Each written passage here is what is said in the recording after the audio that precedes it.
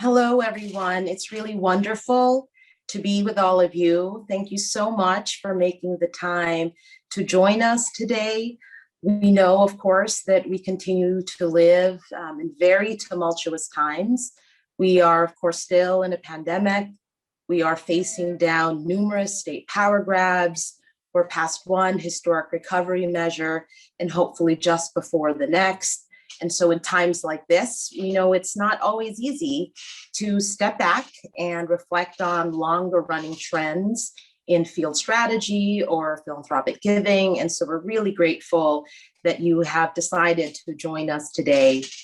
I first want to welcome and thank our speakers who I'm going to turn it over to very shortly, and also our co-sponsors for today's call, the Chan Zuckerberg Initiative, the Democracy and Power Innovation Fund, the Funders Committee on Civic Participation, the Heising-Simons Foundation, the JPB Foundation, the Kellogg Foundation, and the Rockefeller Family Fund. Thanks to all of you. So as those of you joining today will no doubt already know, power and power relationships have come into increasing focus for movement leaders, social reformers, and philanthropists alike. Power, of course, helps us refine our understanding of how systems work, how market structures actually perform in the real world, and of course, how change happens. And as we're learning to address racial and economic inequality, you can't just change policy, you have to shift power. And calls to share power, build power, shift power certainly abound. Mainstream economists are once again looking at how labor market power shapes outcomes. And it can be said that philanthropy is starting to recognize how social movement forces shift power by changing narratives and by foretelling major policy and structural change. But really, what does power building mean in the context of social change work? Are shifts in power upstream or downstream from policy change? And do changing understandings of power shift how we in philanthropy should think about our own theories of change and desired outcomes? So 5 years ago, the Ford Foundation, in partnership with many of the co-sponsors of today's call, supported applied research with a diverse set of civil society organizations across states to research how power is built with people and how we can really understand and make visible shifts in power.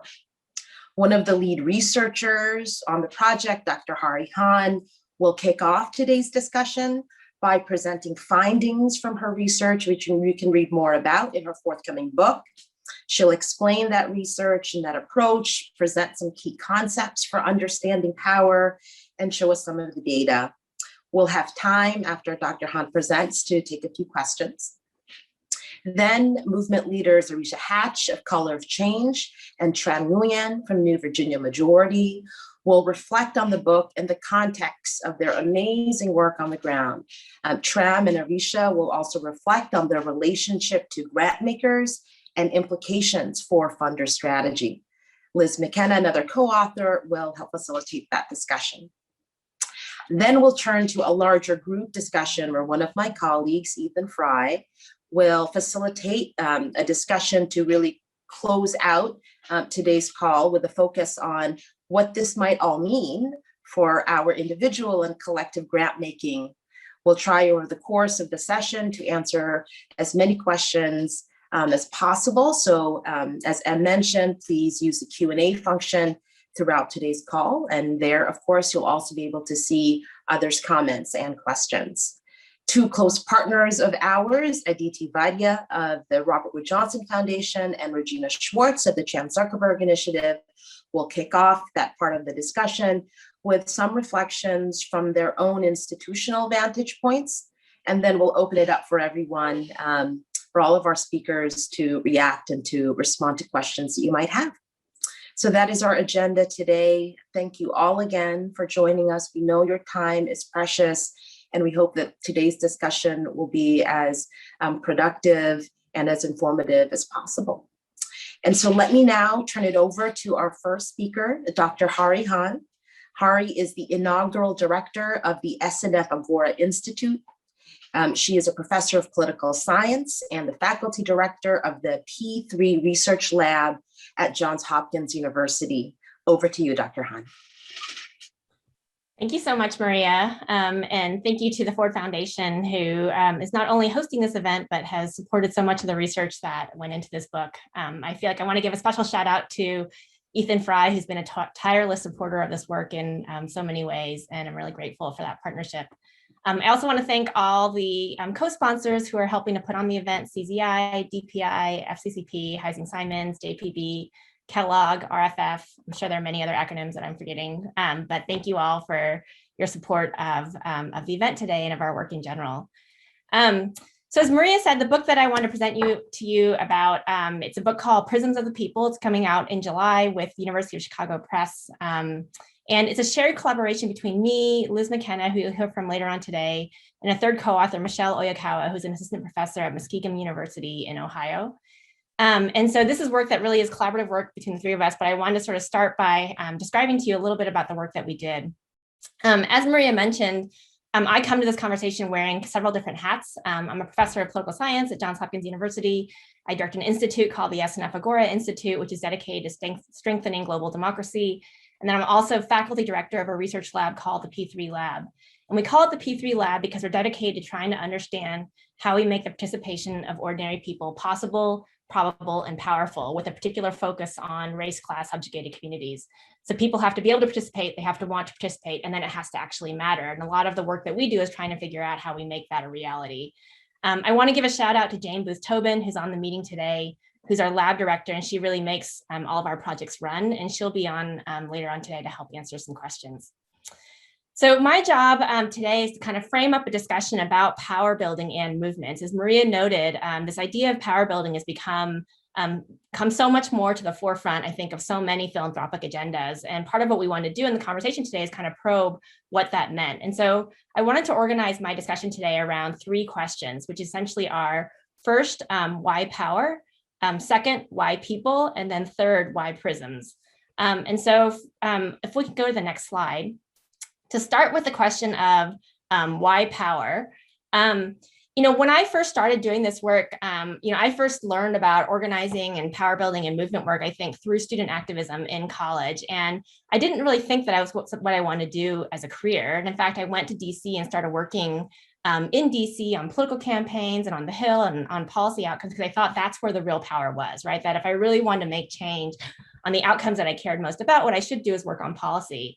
But one of the things that I learned really quickly in working in DC, and that in fact was verified by all sorts of data that comes out of political science, is that power, or so many of the policy, or so many of the outcomes that we care about in the work that we do is actually downstream from power. So I think very often a lot of the agendas that we try to pursue in terms of the kind of change in the world that we want to see, whether it's policy change or winning elections, or pursuing racial justice, or strengthening a culture of democracy, which is something that has become much more of concern in recent years, that all of these things are really downstream to the power dynamics that we see. And so if you flip to the next slide, there's a ton of data coming out of other people's work and a whole scholarly community that shows that, if you really want to achieve certain kind of policy outcomes, it's not so much a function of the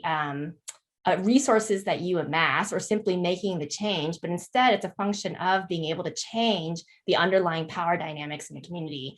And that's true also for things like strengthening culture of democracy. There's research that comes out of emerging democracies in Latin America and Africa that sort of shows that people are much more willing to commit to a culture of democracy when they feel like they're part of a system that actually recognizes their own agency and their own power and their own voice. And so I think that this is one of the reasons why so much of the work that we did has increasingly over time begun to sort of probe this question of, well, if what we really want to achieve then is not just winning policy, but actually sort of shifting power so that we can realize the vision of the world that people need and people want, how do we begin to understand how those shifts in power happen? And so if you flip to the next slide, that's what really brought us to this question of people. So I think when philanthropy and other organizations, I think, start to think about the question of power, very often it seems like the easiest way to shift power would be by going to where the money is, going to where the power centers in DC are, like what I did after college. But really what the data shows is that people are the most durable source of power that you can have. And the reason for that is that power is dynamic and fragile. So one of the things that we have really come to understand over time, and this is really drawn from work of people like Marshall Ganz, is the idea that power is not a thing. It's not a static trait of people or individuals. There are lots of contexts within which I might have power, but then I can be the same person in a different context. I won't have power. So an example that I use a lot is that sometimes when I'm a professor, I'm standing at the front of the classroom, I might have power because I control the grades and I have a microphone and I have the slides and so on and so forth. But then I could be the same person and I can be in conversation with United Airlines when my flight gets canceled and I have no power in that conversation, right? And so power is not a property of me, but it's an exchange of interests and resources, right? It's a property of the relationship. And if you take seriously the idea that power then is dynamic in that way, then what that means is that just because an organization or a movement or a group of people are able to obtain power in any one given moment, the probability that they're going to hang on to it over time is actually quite fragile, and it's particularly fragile for a lot of the race class subjugated communities that we're working with. And so this is research. There's a great book by a political scientist named Gerald Rosenberg, who wrote a book called The Hollow Hope, which basically is about the idea that simply making change through our political institutions can be a hollow hope if that change is not also accompanied by an underlying shift in the power dynamics and in the political dynamics that underlie those change efforts. Work by Jacob Hecker at Yale also sort of reinforces some of these ideas. And so the reason why you need people then to build power is because building constituencies that are able to stand together over time are the most durable way in which you're able to achieve the kind of ongoing power outcomes that we need to make the change that we want to see in the world. And so the question that really brought us to this book is this question about, well, if people are so important to building power, how do you organize people in a way that actually allows the kind of power building that you want to happen? So if you shift to the next slide, the project that we did was essentially, it was a comparative case study of outlying cases. There's a lot of data coming out in recent years that sort of shows that more and more what we're seeing is there's a broken link between participation and power, that just because people take action doesn't mean that they're going to achieve the power that they need. And so the question is, what can we learn from the cases where people actually did build power? And so we went and we worked with organizations that had been successful in building power. These are organizations like Lucha in Arizona, New Virginia Majority, who you'll hear from later on today in Virginia, the Ohio Organizing Collaborative in Ohio, and other organizations like that. We're trying to understand were there any commonalities across them? And in some sense, the skepticism when we started this project was that there would be no commonalities, that there would essentially be idiosyncratic reasons why each of these cases, why Tram and New Virginia Majority was able to sort of break through and win the kind of victories that she'll describe to you later. And what we found was that there actually were commonalities across these cases. And the commonalities we try to capture with the metaphor of a prism. And the reason why we use the metaphor of a prism is the idea that what a prism does is it takes white light in and it transforms that light into a vector of rainbows, right? It transforms it into this vector of colorful light. And the movements and the organizations that we were studying that were most successful at being able to break through that broken link between participation and power, essentially were acting like prisms in that way, and that they took people and their actions in and then transformed them into this vector of power that they were able to project out into the public space. And the way in which they were able to do that was a function not of their size, not of how much money they raised, or not of what their issue area was or anything like that. But instead, it was a function of the kind of collective capabilities they invested in, the design choices essentially that were at the heart of the prism that determined whether or not they were building constituencies that had the kind of characteristics that were able to build the kind of durable power that we're talking about. And so in the book, one of the things that we talk about is that the constituencies that you want have three characteristics, essentially. They're independent, meaning they're not beholden to anyone else, including to funders. They're committed in the sense that they're committed to each other and to the organization. And finally, that they're flexible, that they'll sort of move with the organization or movement through the inevitable ups and downs of any campaign or organization that we see. And so a lot of the work that we do in the book is try to unpack what it means to build an independent, committed, and flexible constituency.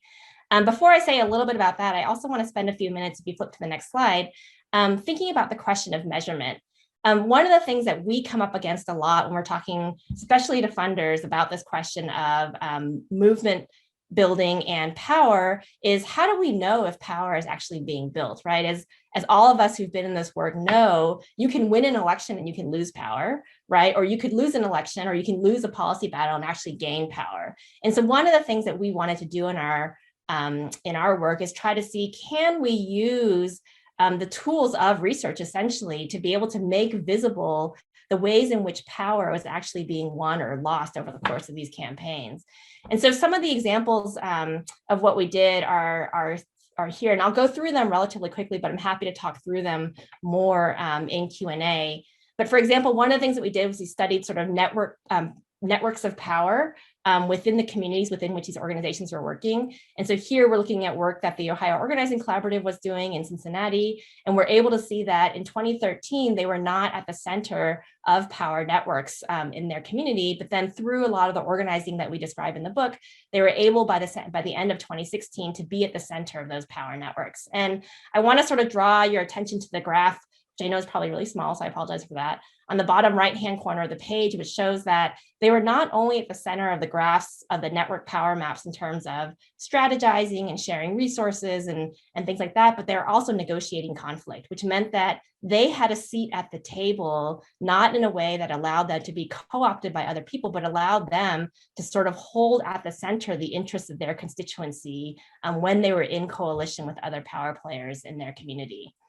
We see something similar in the next slide with New Virginia Majority. There, a lot of the work that they were doing was trying to advance legislation in the State House, in the General Assembly in Virginia.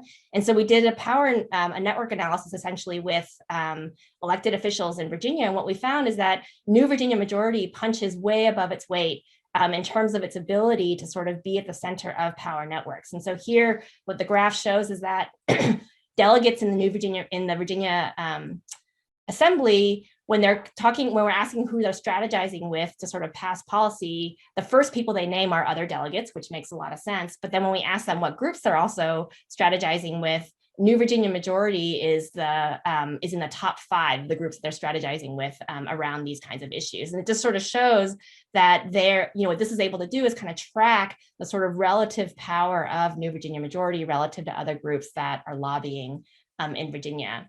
We also did some other things on the next slide, which were in Arizona, a network map like the ones that we've been showing wouldn't have been appropriate. So instead what we did is we're trying to sort of look at what is the way in which Lucha and the coalition of organizations that it was working with was able to sort of shift the agenda on immigrant rights issues in the state. And so what we see here is that on the left, the Arizona State House is becoming increasingly more conservative over time through a set of standardized measures that researchers use. And on the right, what we see is that even though the State House is becoming more conservative, that the number of restrictive anti-immigration laws were actually going down over the same time period. And this is just sort of a way of sort of showing that all the work that Lucha and its coalition was doing was really shifting the agenda around immigrant rights issues in the state. And the last approach that we used was in Minnesota, where the organization we were working with there on the next slide was Isaiah. And what Isaiah was really trying to do is they were trying to sort of shift the narrative in the gubernatorial election in 2018 to sort of focus more and put at the center questions of race and class and the idea of a multiracial Minnesota that Isaiah was working on. And here we just tracked kind of, we used text analysis tools to essentially track kind of sentiment in the gubernatorial election to be able to show the way in which the gubernatorial candidates were beginning to adopt the language that Isaiah was asking them to use over the course of the campaign. And so it's, again, another way of just showing narrative shifts.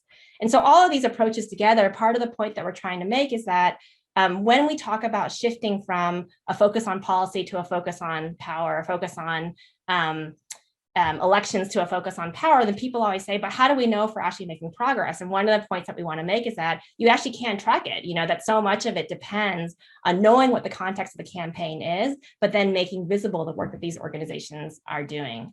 So a couple more points that I just want to touch base on, if you go to the next slide, When we think about this prism, if you'll indulge me one more metaphor to use, like one of the things that we found is that very often when people were thinking about the prism, the question always became, well, you know, are these organizations able to do that transformative work at scale, right? Because the transformative work that we're describing, the design choices at the heart of the prism that are able to build that independent, committed, and flexible constituency, it's often really time-consuming work, right? It's an investment in actual human beings. And what we found was that the way in which these organizations were working is that a lot of what they did was that they were like the match that essentially lit the tinder in a fire, right? So anyone who's gone camping knows that if you try to light the fire by going straight for the big pieces of wood at the top of the fire pit, that your fire's not gonna light, right? You're just gonna generate a lot of smoke. And so what you need to do instead is that you light the tinder heats up the kindling, and the kindling heats up the big logs, the fuel wood, and that's what makes your fire going, right? And when we reach that fuel wood, that's essentially when we think that we've gotten to scale. And so these movements were all seeking to go to scale, but the strategy for scale was not to take their match and light it right on that fuel wood from the beginning, but instead was to invest in lighting the tinder, right? So that the tinder became what was able to heat up and light the fuel wood. And so how did, you know, some of the ways in which that unfolded, if you look on the next graph, next slide, excuse me, you know, can sort of show that, you know, this is just a graph from work that Isaiah did in 2018, that over a 3 or 4 month period, there was one staff organizer that was able to sort of build around herself a team of 6 leaders. Those 6 leaders each organized somewhere between 10 to 15 democracy builders is what they called. And then each of those democracy builders then reached out to a whole set of voters in a campaign that was able to sort of move an election outcome, essentially. And so basically one staff organizer became like the match that lit the tinder, which is those sort of the 6 dots on the left-hand side, who then lit the kindling that then lit the fire, which is the amoeba-like cloud that we see at the end.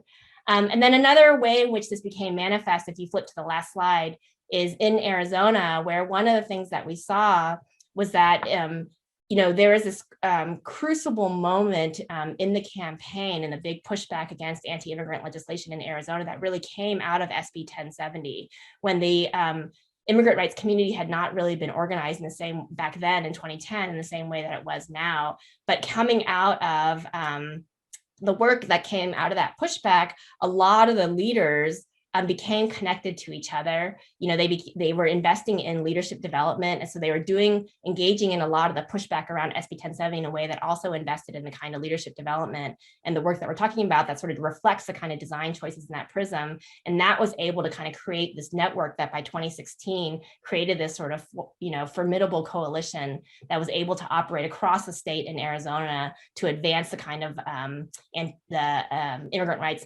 agenda that we've been describing. And so this is just a snapshot of a lot of the work that we're going to do. We can put in the chat a link to the book that just goes into all of this in a lot more depth with a discount code if you're interested in buying the book, which we hope you will.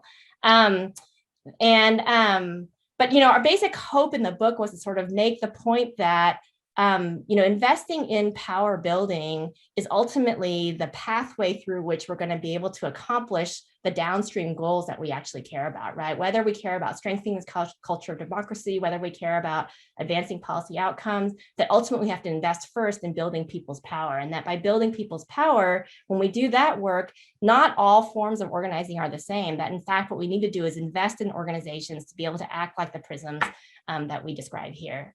So I'm going to invite Jane and onto the screen now to join me to answer any questions that you might have before we move on to the next segment of the conversation.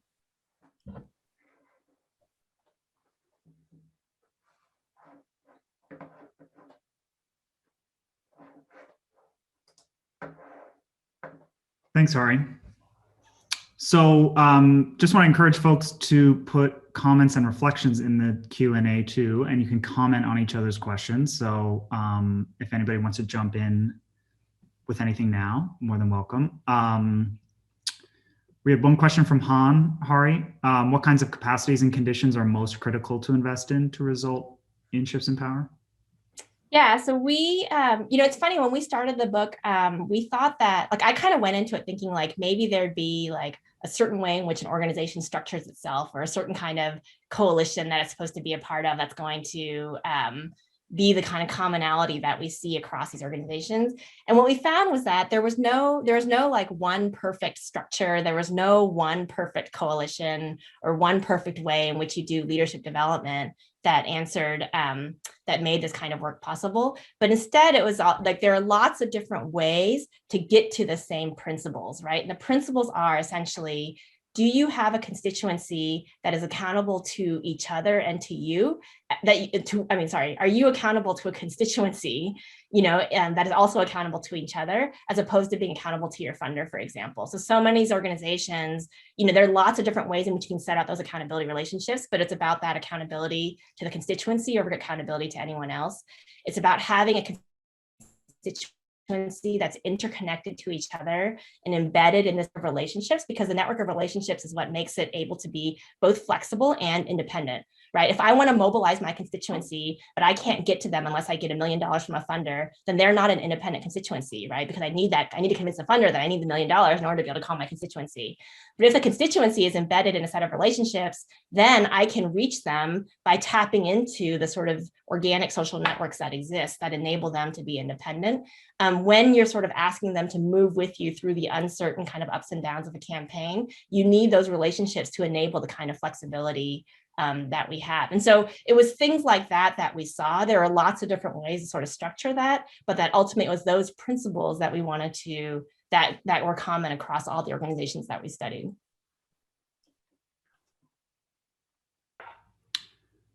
Thanks for that, Hari. I'd also just note that you can upvote questions too. So if there are questions that really resonate with you and you want to help us prioritize, I invite you to do that too.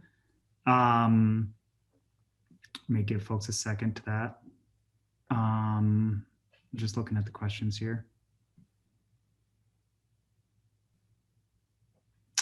There's a question about best practices around capacity building that have led to effective power building strategies. Hari, I don't know if you wanted to speak to that maybe as it relates to learning and research.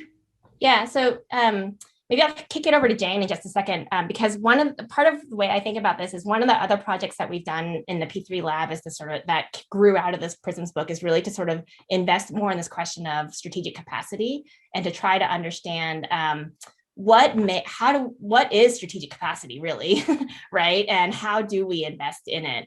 And Jane can describe more, but one of the things that we found is that one of the most important elements of strategic capacity, essentially there are two elements of strategic capacity. One is, what are the learning systems that organizations have built into them? And two, how adaptable are their resources? Are their resources set up in a way that are adaptable? And so this question of learning systems, I think, is one of the things that we dive into a lot. But Jane, maybe you can talk a little bit more about that. Yeah, I think this is a great question, Kaisa, because a lot of times when we think about capacity building, we go straight towards tactics. And what we're actually finding when you're thinking about power building, and for organizations who are operating on this inherently kind of chaotic and uncertain terrain, is building capacity that's focused on learning and adaptability is what's going to be kind of most useful and most effective. And what we found in kind of some initial research on this is that there are actually a lot of choices organizations can make to invest in things that a lot of times we say we believe in, but don't connect deep investment into, or don't connect to power and adaptability. So for example, as Hari has mentioned, having kind of internal democracy and ways that your members and can make decisions in the organization actually really supports learning. And things like having a diverse staff and membership allows for different ideas to come forward, which ultimately leads to learning and then strategic capacity. And then kind of similarly on the resource adaptability side, do you have a culture that allows for, how can you build intentionally a culture that allows for change and celebrates change? And then have a staff structure or a membership structure that's built for that. So maybe people have room in their work plan, for example, that allows you to flip at a moment and switch to a different thing, or some redundancy on your team that supports that. And so we're really looking more towards this question of strategic capacity, which I think comes through a set of kind of facilitated conversations in your organization and skills that build to that capacity, as opposed to the more tactical capacity building we look at often. There are a lot of great questions in here. So I think we'll take some of these into the discussion later. But one thing I wondered, Hari and Jane, if you wanted to elaborate on now is just the concept of the prism and what you said about independent, flexible, and committed. And if there's anything more you wanted to say at this point, just to sort of make sure folks understand what you mean by that, and sort of what you found in the research. I mean, I'll just sort of say, so the strategic logic that underlies the prism is basically, I think, pretty simple, right? So it starts with the idea that all the organizations and movements that we're looking at operate in an environment of uncertainty, right? That they don't, many organizations can have amazing strategic plans at the outset, but they're all going to receive pushback at some point. That's especially true if you're looking at race class subjugated communities, And so the question what really differentiates the best organizations from the ones that are less effective are the ones that are equipped to be able to respond at that moment of pushback. So the challenge is, if I'm an organizer, then in May of right now, I don't know what pushback I'm going to receive in December, right? I don't know what pushback I'm going to receive next year when the election comes around, right? We live in this very uncertain world. And so what can I do right now to prepare for what might happen next November, right? And what we argue is that one of the best things you can do is you try to sort of maximize the tools in your toolbox, essentially, right? That what you should be doing as an organizer is trying to maximize the strategic choices that you're going to have before you when you get that challenge, right? When you get that uncertain kind of thing happening. And so what can I do right now as an organizer to try to maximize the tools in my toolbox? Well, the things that we find is that the thing you can do is invest in constituency that is independent, that is committed and flexible, right? So independent means it's not beholden to anyone but themselves, right? That the fundamental way in which we are all equal, right, is that we're all able to be judges of our own circumstances and seekers of a better future tomorrow, right? And how do you enable a group of people to be able to act as seekers of that better future together, right? So that's independence. Second is they have to be committed. They have to be committed to each other, right? Because in the end, what the glue that holds people together is not their commitment to an issue. It's not their commitment to a place. It's their commitment to each other, right? And there's a ton of research that verifies that. And then finally, how flexible are they going to be, right? If people walk away from you the minute the circumstances of the campaign changes, then you're never going to have the kind of durability that you need. And so all of those, everything about the prism is essentially about making a set of design choices that determine how you build a constituency that has those kind of characteristics, because those characteristics is what's going to maximize your strategic choice and the tools that you have in your toolbox when that uncertainty comes down the road. And Hari, I wondered, before we pivot to Tram and Arisha, I wondered if you wanted to just take this social media question, maybe by talking about some of the work Isaiah did. I mean, obviously, this is a key terrain on which all the organizations that you worked with contested, but it seems like maybe in the Isaiah case, that was a good example of how they were really trying to use social media as one way of understanding the degree to which they were shaping the larger public debate about, a sort of broad set of values. I wondered if you could just say a second about that, and then we'll pivot. Yeah. So in the graph that I showed you about Isaiah, we use social media as a way, we tracked basically like social media sentiment, essentially, to sort of assess the extent to which political leaders and the political elite were adopting the language that Isaiah wanted them to use in talking about race and class issues in Minnesota, right? And so social media became essentially like a mirror of the sort of power dynamics, within the campaign.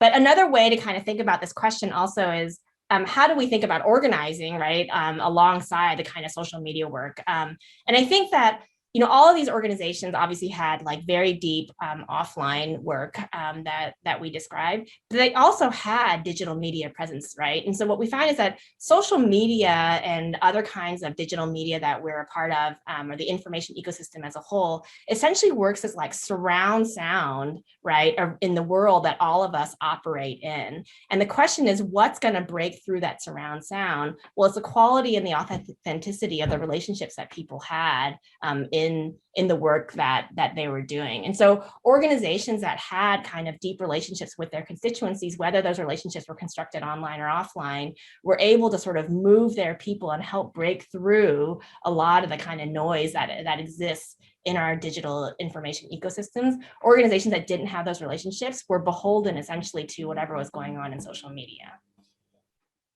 Thanks for that, Ari. So these are really great questions. I think we're going to come back to these into the discussion, but now we wanted to pivot to Liz McKenna, another co-author who's going to facilitate a discussion with Tram Nguyen and Arisha Hatch to kind of ground this in their work and have them reflect a bit more. Liz? Hi, thank you so much, Ethan and the whole Ford team. And let's see, I'm gonna invite Arisha and Tram on screen. So Hari's walked us through the big picture theory, the major findings of the book about why power, why people, and why prisms, and some of the ways that we can operationalize and try to understand whether and how different groups are building power.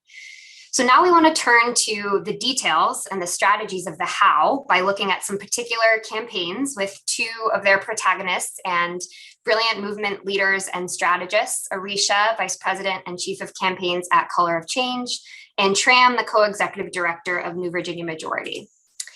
So I want to start by asking each of you to choose an example of a specific power building campaign that your organization helped lead and tell us the story. So here, I'm specifically interested in what the key strategic choice points were, how you decided what you were going to do, and what the stakes were of those choices. So I will turn over to Tram and then Arisha for response. Great, thank you, Liz. It's such a pleasure to be with you all today. I'll use our efforts around voting rights for formerly incarcerated people as an example, since that effort is also captured in the book. What's interesting about this work is that we didn't start out knowing that it would be one of our key issue campaigns. But since 2009, rights restoration and the right to vote has been a consistent organizing and power building campaign for the organization. And frankly, it will continue to be until we finally amend our state constitution, which will hopefully happen next year after a multi-year convoluted constitutional process that we have to go through here. In the interest of time, I'll just go over some of the key dates because from 2009 to 2021 is a lot of story. So I'll just go over some key dates and inflection points along the way, and hopefully you'll be able to see how we have built both organizational and people power along the way.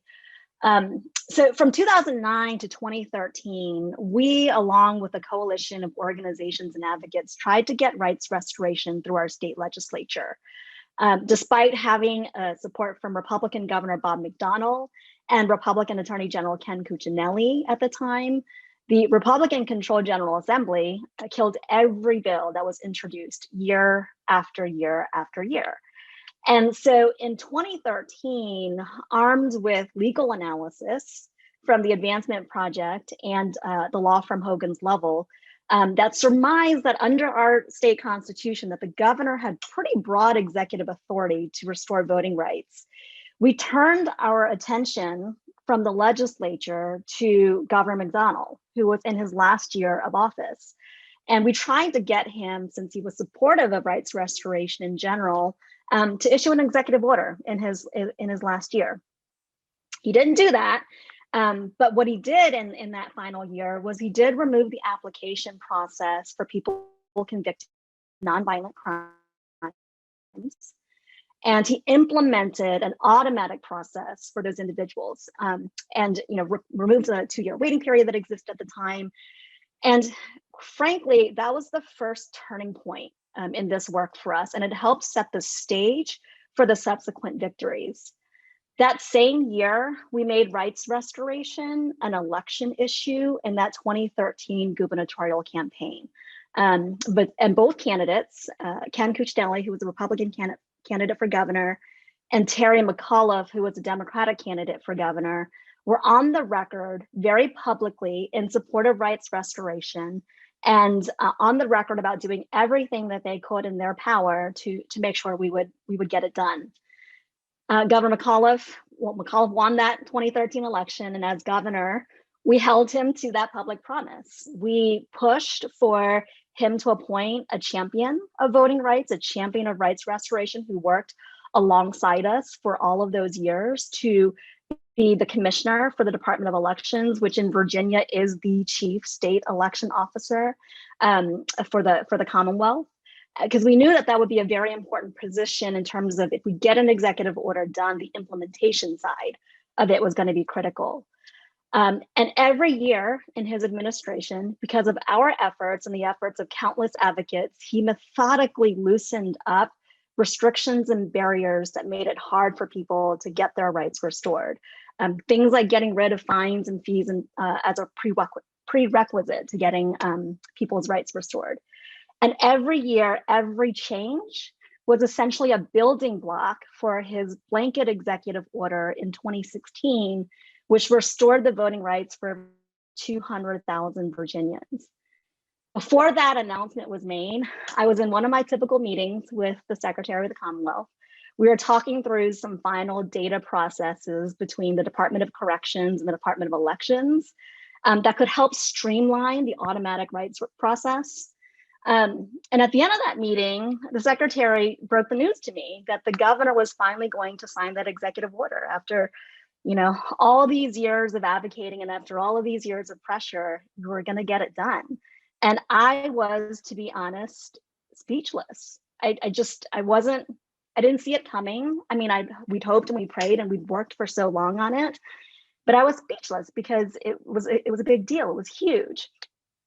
So later that day, when it finally sunk in, I went home and I was like, holy shit. I just sat on my couch and I sent her an email, a quick email, 2 sentences, literally 2 sentences, a thank you sentence, and a sentence that said that this would be a game changer for thousands of Virginians, right? It would change their lives. After the executive order was signed, a lot of people didn't like it. McAuliffe was accused of doing it for political gains, in part to help get Hillary Clinton elected as president in 2016. FOIA requests were submitted, and 2 days after he signed that executive order, on the front page of the Sunday morning Richmond Times-Dispatch was an article with a headline, "The New Virginia Majority Had a Heads Up." And my email, that 2-sentence email that I sent, was published verbatim. And for months, they kept submitting FOIA requests to several state agencies for any communication between me and administration officials, looking for a smoking gun that didn't exist. But as I stated, it was a game changer for so many Virginians because it built their power, right? And their ability to actually register to vote and to use their voice. That year, we registered about 150,000 new voters, including 20,000 that just had their rights restored. And of the folks who had their rights restored, 79% of them turned out to vote that November, the highest turnout rate of any demographic or constituency in the state that year. And today, we continue to organize those folks, returning citizens, and they have been the backbone of our campaigns around criminal legal reform. And we've made great progress on that, from expungement laws, ending the death penalty, legalizing marijuana, police accountability and reform. That's people power. And they've also been the backbone of our continued effort to change our state constitution for voting rights. Because yes, throughout this whole time, we are still advocating in the state legislature to pass that constitutional amendment, which again, hopefully we will get done next year. Our work in the area has allowed us to carve a lane for ourselves as leading advocates in the state, not just for rights restoration, but on all matters related to voting rights and election administration. We built trusted relationships with administration officials and legislators, not only on voting rights issues, but now on a host of all other issues that are important to our communities.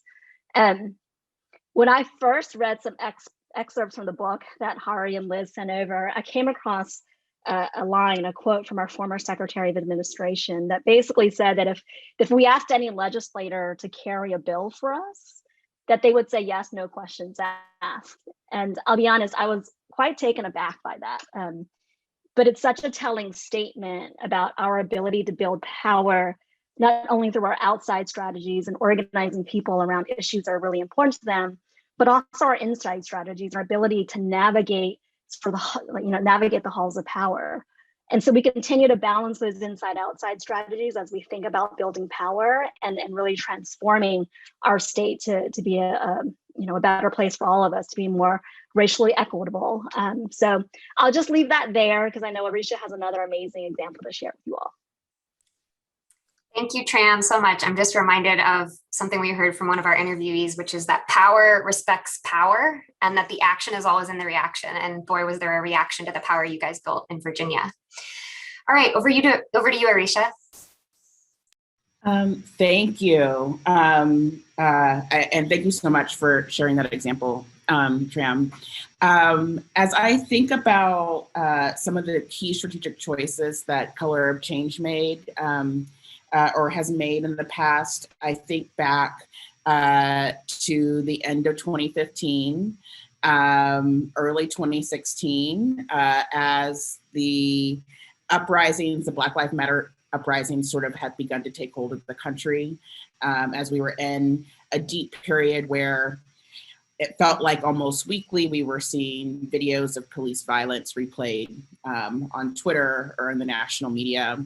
And for us at Color of Change, we began to become frustrated by the inaction, frustrated by why Democratic prosecutors and states run by Democrats, could never seem to even bring charges against a police officer, how Black communities felt just so hurt and angry and betrayed, and how for the first time, many non-Black communities were sort of witnessing the ways in which our communities were over-policed and over-incarcerated. And for us, one of the challenges of being a national digital organization, one of the challenges of being an organization that takes a multi-issue intersectional approach to trying to create a more humane and less hostile world for Black people, is that there are lots of things that we can respond to. We have to make strategic choices about the things that we give our members to do on a daily basis that hopefully add up to some sort of real world change for that they can feel.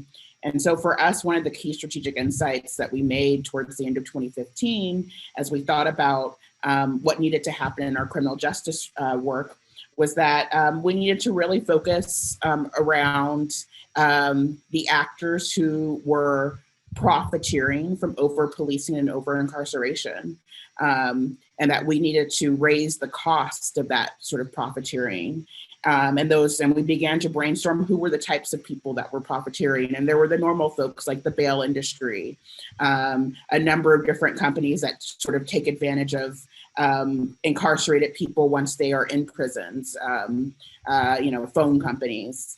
It was district attorneys and other elected officials who were profiting off of this idea of a tough on crime sort of system of justice. And it was also a set of folks in Hollywood or who were writing scripts and making money off of representations of a criminal justice system that were not only inaccurate, but that also encouraged and enabled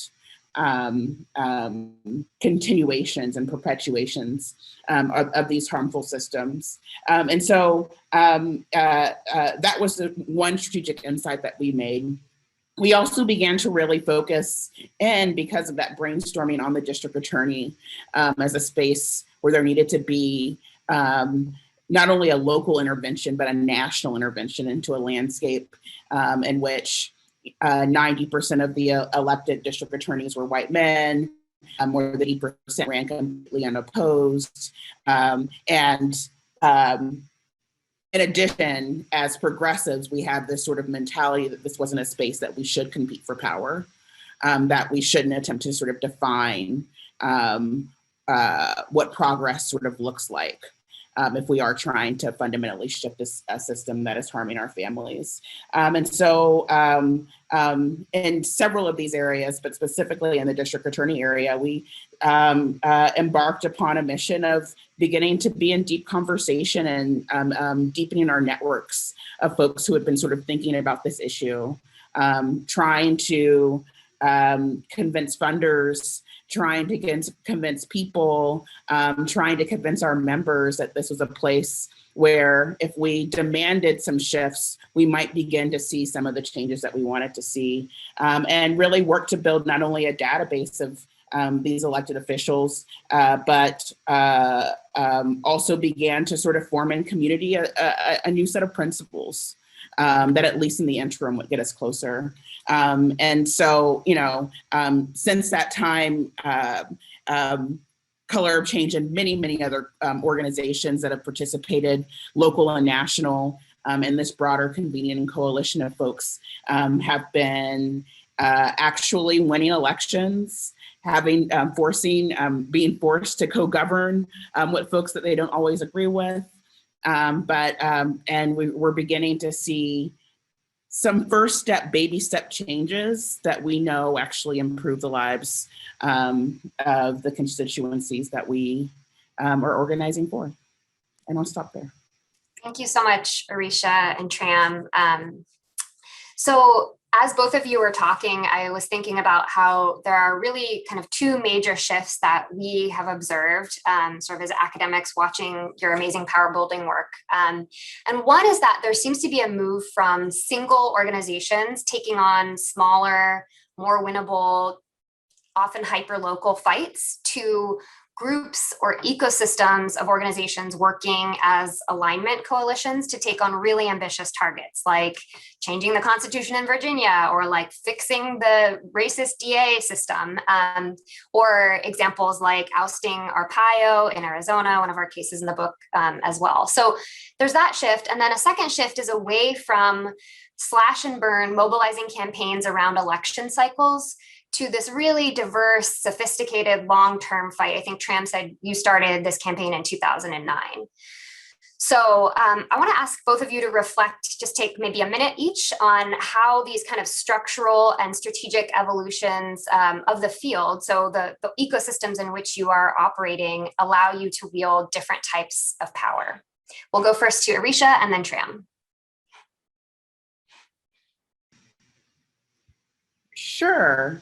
I think I definitely agree with the premise, and I sort of, I think one of the places where Color of Change has really built power as an organization, and hopefully for Black people, is in the place of corporate accountability, and really positioning that work as a means to build narratives about the changes that we want to see from a government space, but also as an opportunity to win some things in the immediate that hopefully make things a little bit better. And so again, I think the type of power that we've been able has been very dependent on us being flexible in the types of targets that we're really focusing on, and the types of tactics that we're using. Oftentimes we found, especially in the corporate accountability work that we do, that the threat of a public campaign can be more powerful than an actual public campaign, that the deep investment in building relationships and building allies, even amongst corporate decision makers, is incredibly important to achieve the type of change that you want. And for us specifically, moving in moments where you feel powerful, where the timing is on your side, where the public narrative on your side is critical to actually winning some of those changes. Tram, do you have thoughts? Yeah, it's a really great question. And when I think about like real power building and real movement building, right? No single organization And no single strategy can do it alone. To your point, Liz, it takes an entire ecosystem, right? So when I think, and this is also, I think, a nod to you, Hari, but when we think about power building and like the arenas of power, right? Like there's organizing, there's advocacy, there's communications, the electoral power and institutional accountability, as Arisha mentioned. And no organization is going to check all of those boxes, right? And at the same time, depending on the campaign and depending on where we are in a movement, you might not have as much intensity in terms of organizing versus communications, or the inside game versus some of the external stuff. And so I think this move towards really understanding that power building and movement building is dynamic, and that there are different inflection points along the way. And sometimes, the intensity levels vary, among organizations, among coalition partners. It sort of allows you to be as nimble as possible, to be responsive, not only to the political landscape at the time, but also responsive to the communities that make up our core base, right? And I think that's really, really important, and that ability to be flexible allows us to be as strategic and as effective as possible. That's great. Joy Cushman, who's a longtime organizer and campaign strategist whom we interview in the book, had a reflection about what you both just described in terms of organizations and coalitions that are building the most power are able to wield different types of power. It's not all voting, it's not all civil disobedience, she said. And so I think, Arisha, to your point as well, like the corporate strategy and TRAM, the communication strategy, all of that is clearly an element of the power building campaigns that we profile in the book.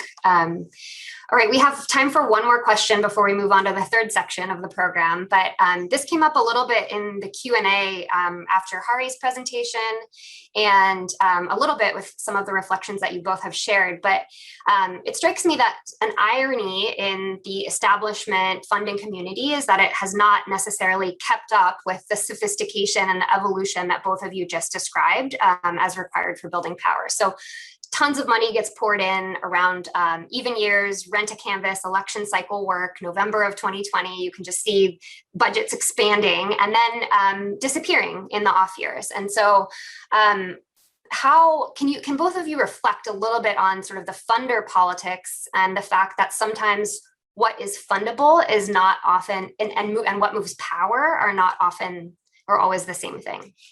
So we'll turn first to Tram and then Arisha. So listen, I get it. I get that funders and foundations and institutions need to be able to measure progress, right? And oftentimes that means funding programs or funding initiatives that have very key quantitative metrics where there's a baseline, and then you can measure progress against that baseline. And I totally get it. But I also want to flag that, so the story that I told around our rights restoration work and this campaign for voting rights, and frankly, even our work around reforming the criminal legal system had not been funded from 2009 until 2018. 2018 was the first year that we got any dedicated funding for any of our work with returning citizens or formerly incarcerated folks. And had we not been able, I mean, thankfully we had, general support dollars, and we were able to use our community organizing resources to lean in. But had we not been able to do that and to make some of those strategic decisions that we made, when the funding finally came in 2018, we would have been starting behind from where we were able to start in 2018. And we wouldn't have been able to make the historical progress that we made in the last couple of years. So again, I get the metrics, but it, like to your point, Liz, it doesn't always align with what it's going to take to build durable power, especially for our communities. And so I think to the extent that we can move funders in understanding that and being more flexible, either with general support dollars and trusting our community leaders to know what's best, right? To know what tactics and strategies and what power, dynamics are that exist in their communities. I think the more fruitful our outcomes will be. And that, power building and movement work is messy and dynamic and not always quantitatively measurable. Thanks, Tram, and Arisha, you have the final word. I totally agree. And I think that, you know, I would love to see more investment in and valuing of relationship building and membership organizations that are staying in communities. And I think we might not hit the big. I think that if we do deeper investment in that now, we'll be able to reach the scale that needs to be reached through some of the paid sort of interventions. But as I think about all the big problems that we're facing as a country, that we'll be facing moving forward, you know, a huge coordinated disinformation effort that is literally radicalizing different sets of people in different ways. You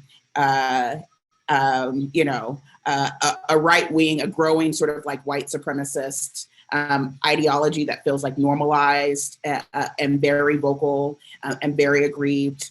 You know, the way through this, these sorts of big problems, I think, are in building community, building trusted relationships, having people in conversation and community with other people to challenge some of the other narratives that are being heard. And actually electing people who are accountable to those communities so that they feel a pressure to make the changes that need to be made so that people can live better lives. And so sometimes I think the conversation becomes that it's more expensive to invest in people or grassroots organizing. But I think we have to really ask ourselves who we're trying to empower. You know, are we trying to sort of empower a party or a certain class of elected officials, or are we trying to empower people who can elect the right people, but also ask them to do the things that they promise to do? Wonderful. Thank you both so much. And I'll turn it over back to you, Ethan.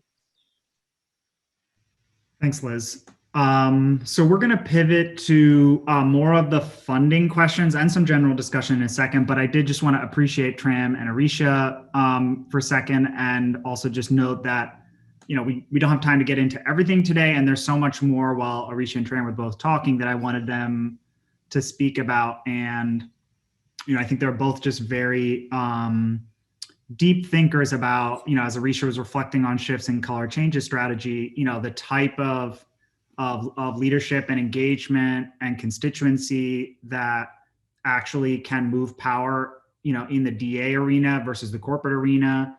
You know, lots of shifts there. They also have such a strong way of assessing their own power as an organization and their constituency as it relates to all these campaigns. So would really encourage folks to follow up with Arisha and with Tram too. Just so many good examples from their work in Virginia, you know, covered pretty well in the book, but obviously there's a lot more to that. So just really want to appreciate you. And I know we'll come back in the discussion in a second. So picking up on this last question where you lift off, we're going to move to focus more on the funder strategy and grant making side. So we've asked two of our funder friends and funder colleagues, Aditi and Gina, who Maria mentioned at the top, to just kick off this discussion with some reactions and reflections. I know we've had a lot of activity in the Q&A, but no pressure to address all of those. Aditi, we wanted to start with you. The Robert Wood Johnson Foundation is not the Ford Foundation. As the largest health funder in the country, why does Robert Wood Johnson Foundation now care about power, if that's fair to say? And could you share a bit more about what you've been doing? Yeah, sure. Thanks, Ethan. I really appreciate the invitation to reflect with all of you. And thanks too to Tram, Arisha, Hari, Liz, and Jane for sharing your work and to hear the discussion. I'm really eager to dig in further.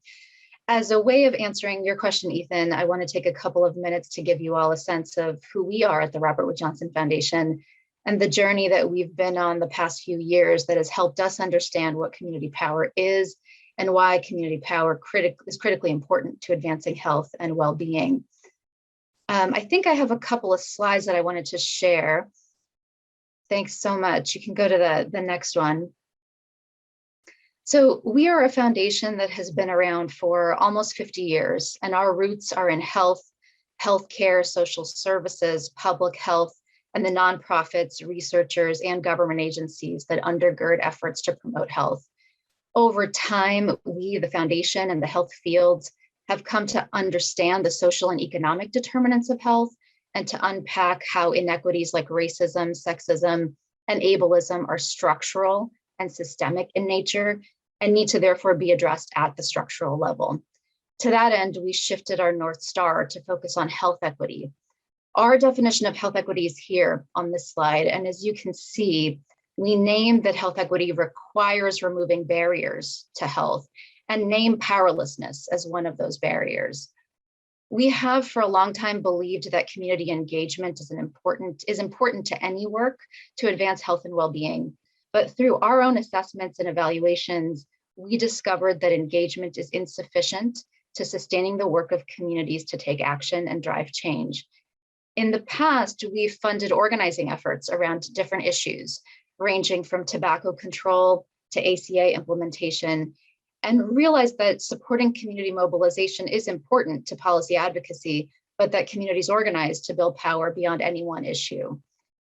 Over the last few years, we've been on this learning journey to understand how different foundations define and support community power building. And this was truly helpful in this last year. Between the pandemic and its economic repercussions, the structural and systemic inequities that it surfaced, and in the wake of the uprisings responding to state-sanctioned violence and the murders of George Floyd, Breonna Taylor, and so many others, community power has showed up in so many ways that we were able to take our earlier learning and our new relationships with community organizing groups to respond. Next slide, please. One of our initiatives was called Lead Local. It was a 24-month program.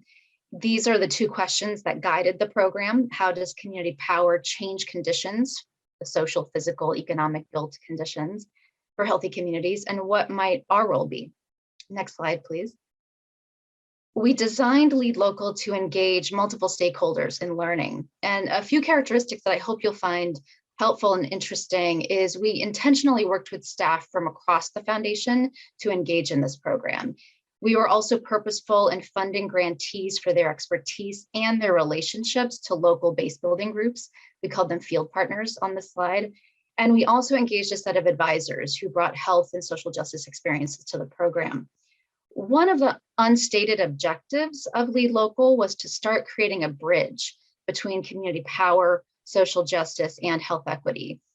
The result was really that Lead Local helped to visibilize to us as a foundation and to health advocates the field of community organizing and power building, its strategies, infrastructure, the contours of how organizing work, and the questions that this field is grappling with to contest for governing power.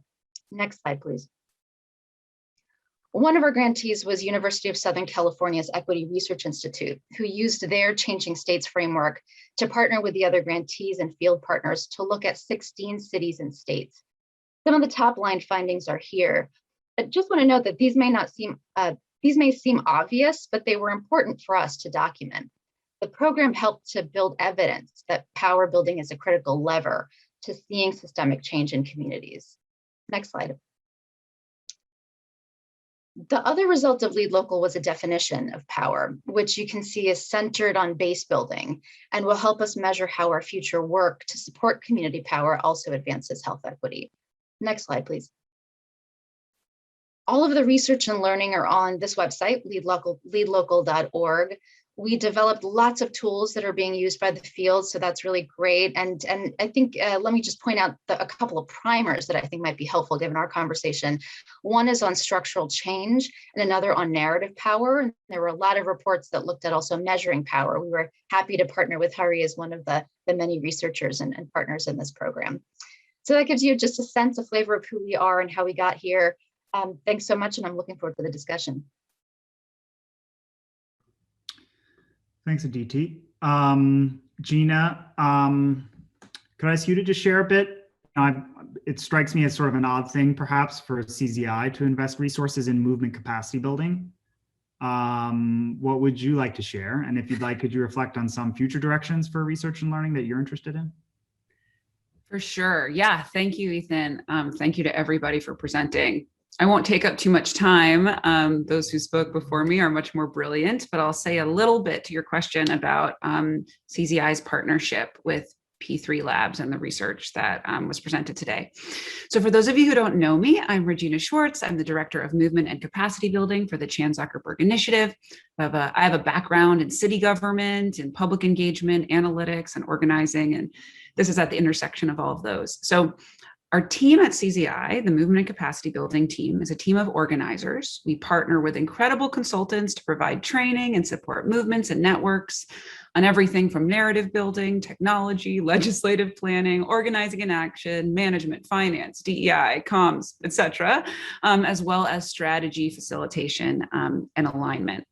We engage with movements over multiple years in service of impacted communities to help them build their infrastructure for lasting change.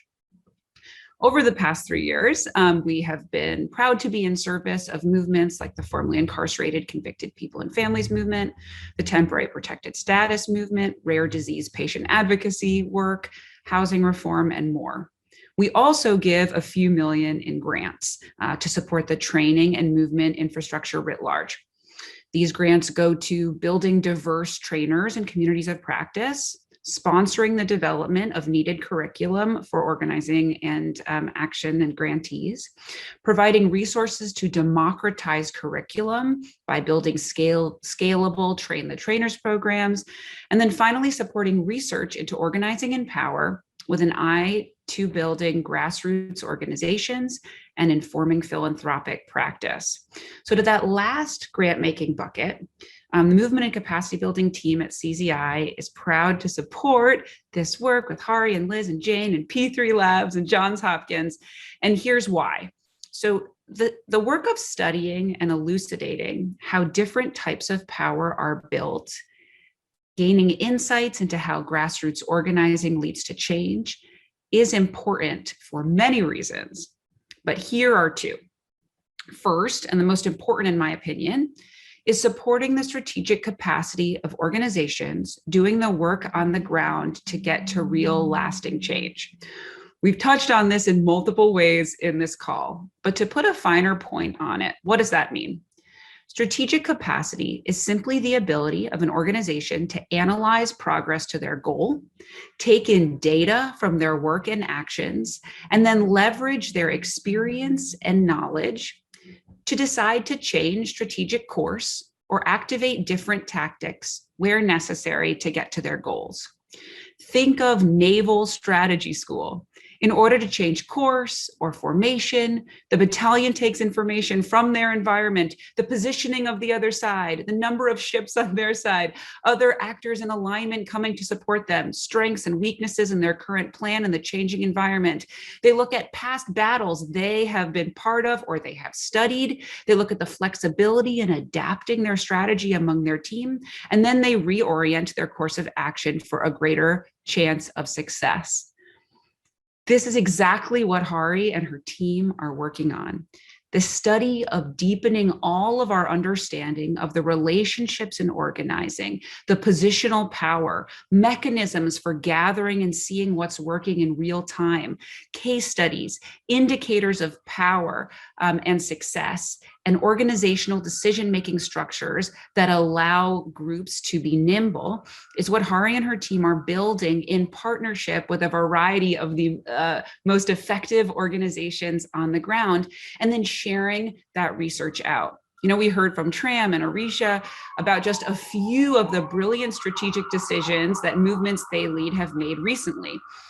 And P3 Labs is working deeply with these kind of groups to distill best practices from that work, build the canon of tactics and strategies and indicators of power that are useful inputs to groups on the ground as they do their work on the front lines every day.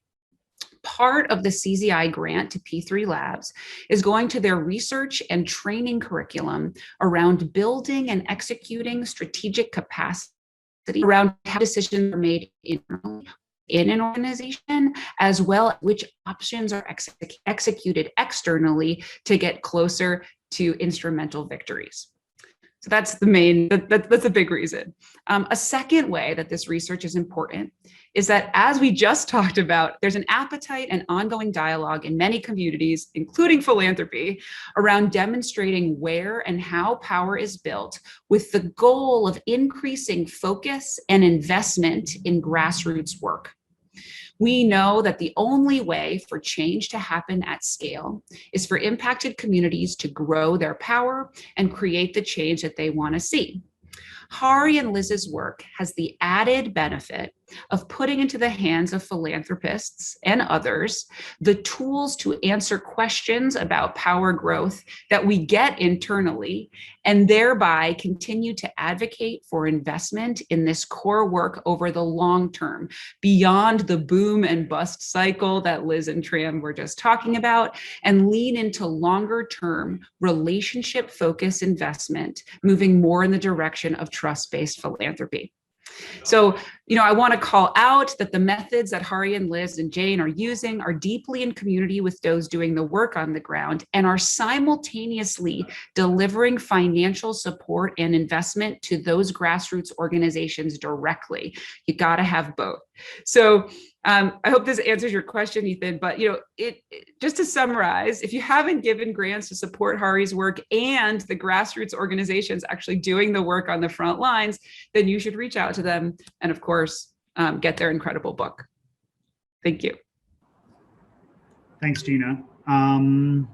So I think we're now going to invite everyone back for our remaining 10 minutes or so. And I see there are a couple more questions trickling in.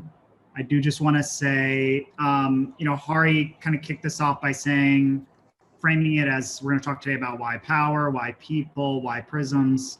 And sorry, I just started raining here in Gainesville. And we could probably spend, we could have spent the whole day today just talking about one of those things: why power, why people, why prisms. And I think we barely scratched the surface.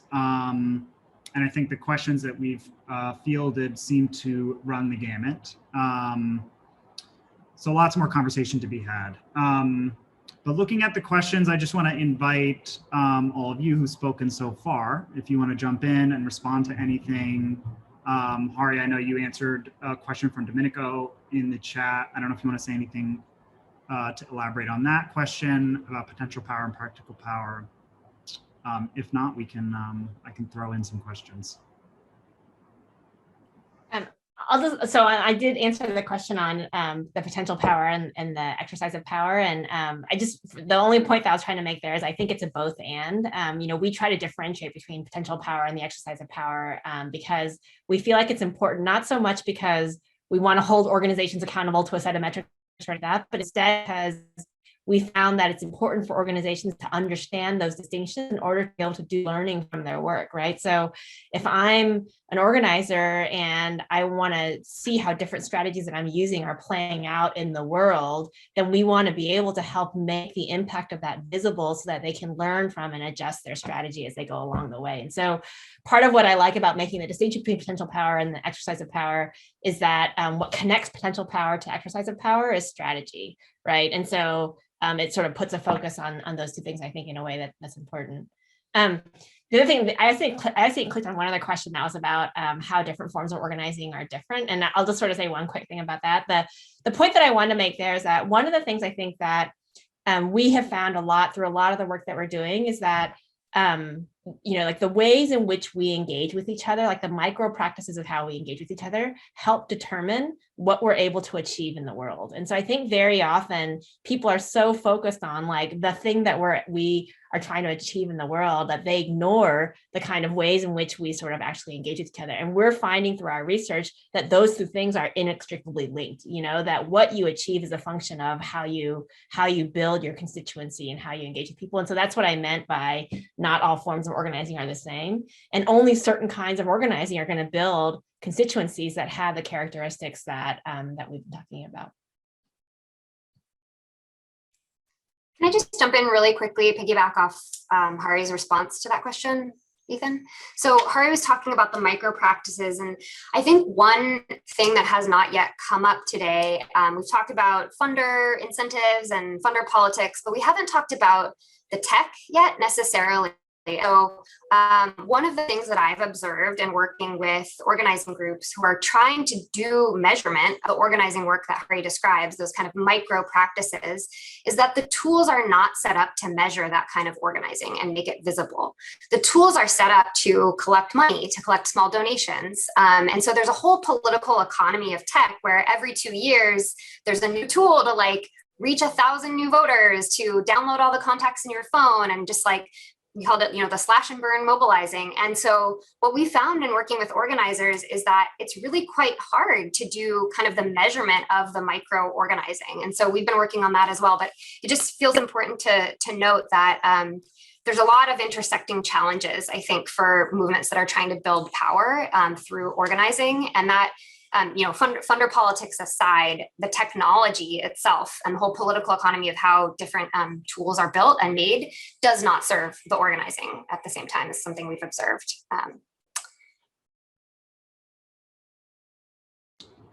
Just want to note, Arisha had a computer meltdown, so I think we lost Arisha.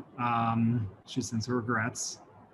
There are a couple of questions here that I might group together as we're wrapping up, and invite Aditi, Gina, Tram, Jane, if you want to speak to these about funders. Jordan asked a question here about helpful things we can do for groups and orgs working in coalition to support relationship building and alignment. And there was another question I saw there that maybe got upvoted, just about ecosystems as key to building power, how you think about attributing power building success to specific actors or funders. Can Hari's measurement methods be used to assess the impact of a single organization or philanthropic portfolio?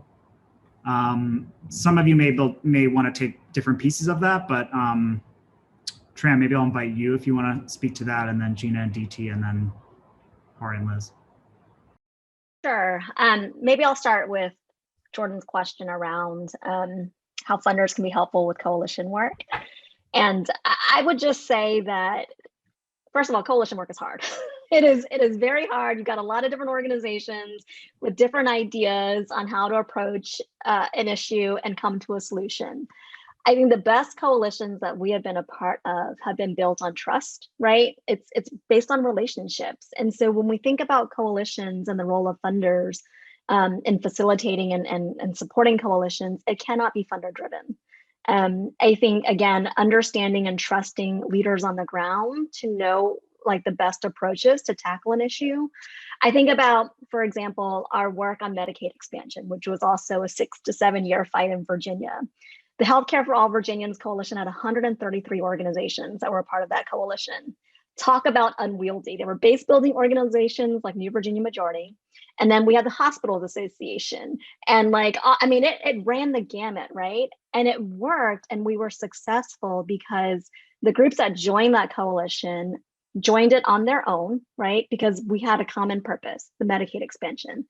And when I think back and reflect on how we were able to get that done, part of it was knowing that we were trying to all get from point A to point B, right? So when I think about an analogy I tend to use is when you put in, directions on your phone to get somewhere, and you have all of these different options, right? You can take a road with tolls, you can take, the freeway, you can take all of these things. We're all going to get there together, right? At some point, and use different routes, but we're going to get there. And I think having those trusting relationships in coalition allows coalition partners to have messy conversations with each other, right? To have those hard conversations that are needed and necessary at times when, we think that a strategy isn't going to work, or when we think that we should go in this direction, and so I think it's really, really important to allow coalitions and formations to occur naturally versus being funder driven. And I think that's really, really critical as we think about, creating these ecosystems that are going to be successful in power building and working together. So I'll just answer that portion, because I know there were lots of questions you posed, Ethan, and I know other folks have thoughts and insights. I can share a couple of thoughts. One of the things that we helped support through the Lead Local program was to understand what it means to fund grassroots-driven coalitions, grassroots-led alliances, a little bit different than I think sometimes how we as national funders typically think about coalitions, which is some of the I think, Tram, to your point, the large national organizations we can funnel money through to the local groups. There's always kind of a grant making challenge that we have that we all deal with as national funders. But I think what we learned is Caring Across Generations was interested in looking at their work since they started. And so the report that you can find on that website is actually their look back at what it took for them. They were started by the National Domestic Workers Alliance and Jobs with Justice, what it took for them to build a multi-sector coalition and alliance that ran that campaign. So that's just one reference. And then in terms of some of our work at RWJ, I think part of what we became interested in base building and power building was the question that I think Arisha lifted up really nicely, which is how do you value relationship building? And we talk about it as mindsets. How do you help shift the mindsets of people? We obviously care about shifting the mindsets of decision makers to make decisions in the right way, but we also care about shifting the mindsets of everybody else, right? Of low-income folks and folks of color, and that base building really helps to do that. And that's grounded in relationship building. So we haven't quite figured out, I think we're exploring this question of measuring and trying to take all of the direction from Tram, Arisha, and Hari and others. This is not about the metrics. This is about really learning together and in partnership. But I think that some of the questions that are in the Q&A are relevant for us too. But for us, it's oriented around some of the work around mindsets, not just that kind of campaign. Gigi, that's a really good point.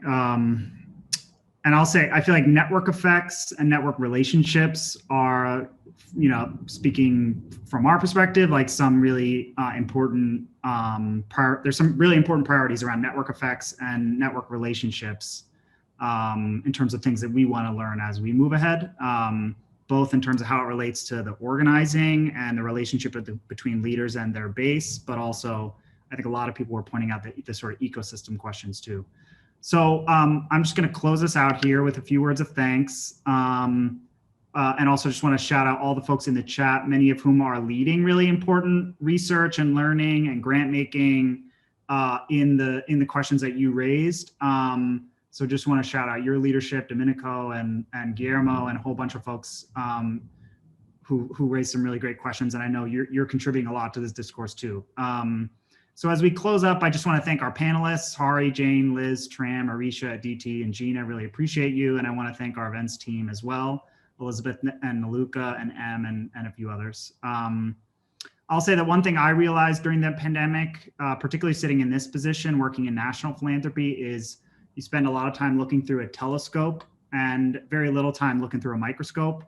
Obviously you need both, but Hari and Liz and Jane, I've really appreciated the work you've done with folks like Tram and Arisha to really pop the hood and go deep in order to reflect on broader strategic questions. And I know we've really just scratched the surface of a lot of this stuff and didn't really get to look under the microscope necessarily, but would encourage folks to reach out and excited to have more conversations about this. We organized today's session to try and compare some of what we found under the microscope in terms of power shifts and how people power is organized with what we normally look at through a telescope. So we were trying to sort of be up on the valley and up on the mountain and in the valley at the same time, as Marshall Ganz likes to say. We know lots of you on this call are supporting all kinds of incredible power building work and are really looking forward to more opportunities to learn with you. So thanks for joining us. A number of us on this call are a part of a collaborative called the Democracy and Power Innovation Fund, where we're trying to support work like this. And I'd also shout out the Funders Committee on Civic Participation that's been leading a lot of these conversations over decades. Please reach out if you're interested in either. And we'll send out a survey after today's call and would really love your feedback. We'll also try and follow up on some of your questions. Take care, everyone, and enjoy the rest of your day.